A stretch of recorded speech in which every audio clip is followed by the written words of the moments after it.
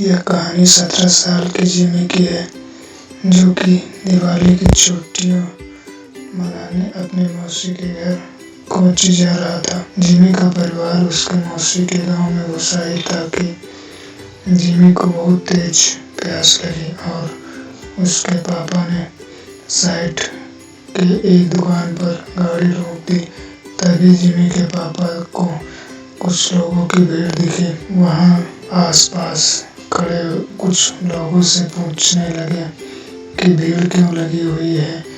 कोई कुछ जवाब देता उससे पहले ही जिमी की नजर भीड़ के बीच में पड़ी एक औरत के लाश पर गई।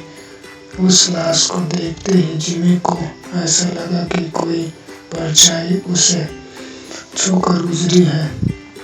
तभी जिमी का ध्यान सड़क पर पड़े उस औरत के सजने और संवरने के सामान पर गया। उसने सबसे नजरें चुराते हुए वहां से एक कड़ा उठा लिया। इतनी देर में जिमी के पापा उसे बुलाने लगे। उसने जल्दी से वहां कड़ा अपने पॉकेट में रखा और वहां से चला गया। अपनी मौसी के घर पहुंचने के बाद जिमी सबसे थोड़ा अजीब सा बर्ताव करने लगा। उसके घर वालों को लगा कि वह उस सड़क पर लाश को देखकर डिस्टर्ब हो गया है, पर जिमी का ध्यान कभी भी उस कड़े पर था। वह अपने कमरे में शीशे के सामने उस कड़े को पहनकर देखता और मुस्कुराता रहता। एक दिन जब जिमी अपने कमरे में उस कड़े को पहने खड़ा था, तो उसका मन किया कि वो पूरी तरह लड़की बन जाए। वह अपने कजिन रिचा के पास गया और उससे उसके सजने संवरने का सामान मांगने लगा। फिर जिमी अपनी मौसी के कमरे में गया और वहां से उन साड़ी और लिपस्टिक उठाकर ले आया। वह तैयार हो ही रहा था कि जिमी के पापा उसके कमरे में आ गए। जिमी को देखते ही उसके पापा उसे खूब डांटने लगे। जिमी ने रोते हुए कहा कि वह लड़की बनना चाहता है। यह सुनकर उसके पापा बेहद गुस्से में आ गए और उसे बुरी तरह से पीटने लगे और उसका कमरा बाहर से बंद कर चले गए। जिमी अपने कमरे में बैठकर जोर-जोर से रोने लगा कि तभी अचानक उसे दीवार पर लड़की की एक परछाई नजर आई और धीरे-धीरे वह परछाई उसकी तरफ आने लगी। जिमी वह परछाई देखकर थोड़ा घबरा गया और कमरे का दरवाजा जोर-जोर से पीटने लगा, पर किसी ने दरवाजा नहीं खोला। उसने मुड़कर देखा तो वहां कोई नहीं था। फिर उसके बेड के नीचे से एक अजीब सी आवाज आने लगी, माना कोई जिमी को पुकार रहा हो। जिमी ने जैसे ही बेड के नीचे देखा तो वहां उसी औरत की लाश पड़ी थी, जो उस दिन जिमी को सड़क पर दिखी थी। वह देखने में बहुत डरावनी लग रही थी। वह औरत उसकी ओर रेंगती हुई आई और जिमी में समा गई। जिमी वहीं बेहोश हो गया। अगले दिन से जिमी अजीब तरह से बर्ताव करने लगा। वह अपनी मौसी को साड़ी पहनने रहता, लड़कियों की तरह सजना और संवरना और सबसे बोलता कि अब से उसका नाम लक्ष्मी है।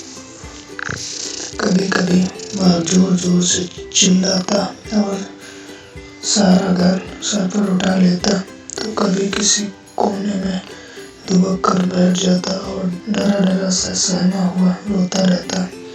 एक दिन रोते-रोते उसने अपनी माँ से कहा कि वह लक्ष्मी है और उसे हर जगह शैतान नजर आते हैं और वे उसे आकर मार देंगे। उसने कहा, उस शैतान के पैर उल्टे हैं, दांत खून से सने हुए हैं और लंबे-लंबे नाखून हैं। जिससे वो उन पर हमला करना चाहते हैं। जिमी की हालत दिन ब दिन खराब होती जा रही थी, लेकिन वह रोज लक्ष्मी बनकर सजना संवरना और अपना कमरा बंद करके नाचता रहता। उसके घर वाले समझ नहीं पा रहे थे कि उसके साथ क्या हुआ है। वो अपने आप को क्यों लक्ष्मी कहे जा रहा था। जिमी के पापा मदद के लिए आस पड़ोस में पूछने लगे। पता करने पर उन्हें मालूम पड़ा कि वह लाश जो उन्होंने उस दिन सड़क पर देखी थी, वो किसी और की नहीं बल्कि जॉर्जस लक्ष्मी की थी। जॉर्जस एक लड़की से प्यार करती थी और वह अपना नाम बदलकर लक्ष्मी भी इसीलिए रखा था। वे दोनों एक दूसरे से शादी करना चाहते थे, लेकिन जॉर्जस के घर वालों को यह मंजूर नहीं था।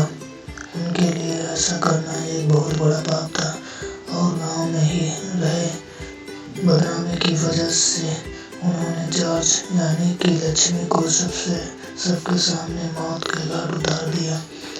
यह बात सुनकर जिमी के पापा के रोंगटे खड़े हो गए। उन्होंने जिमी के साथ अपने बर्ताव के लिए बहुत पछतावा हुआ। उन्हें समझ में आ गया था कि उसके बेटे जिमी के शरीर में जरूर लक्ष्मी की आत्मा घुस गई है। वह जल्दी से पूरी बात बताने के लिए घर के लिए निकले, लेकिन तब तक बहुत देर हो चुकी थी। जिमी उस दिन भी अपना कमरा बंद करके नाच रहा था कि तभी उसे लगा कि उसके दरवाजे पर शैतान उसे मारने आ गया है।